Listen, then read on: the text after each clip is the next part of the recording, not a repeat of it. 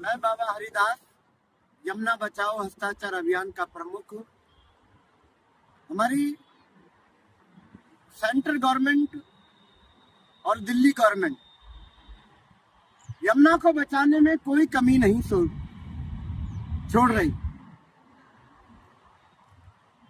वो सारा का सारा पैसा दिल्ली जल बोर्ड को देती है, क्योंकि दिल्ली जल बोर्ड के पास में दो डिपार्टमेंट है, पानी सप्लाई करना और सीवेज डिपार्टमेंट को देखना।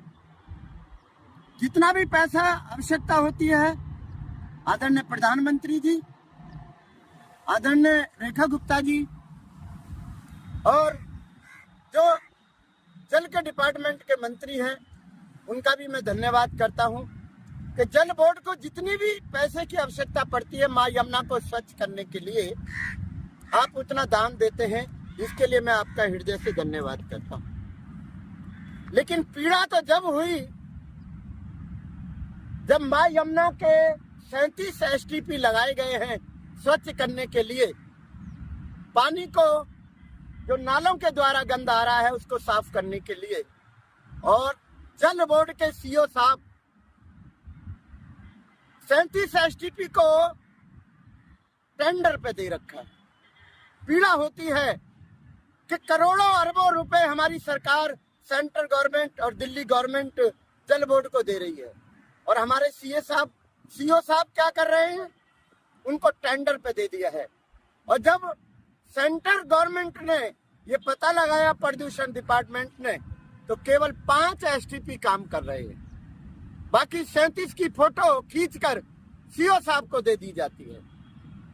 दिल्ली के अंदर 12 डिपार्टमेंट मां यमुना को देख रहे हैं, लेकिन कोई भी अपनी जिम्मेवारी नहीं लेता है, एक दूसरे पर टाल देते हैं।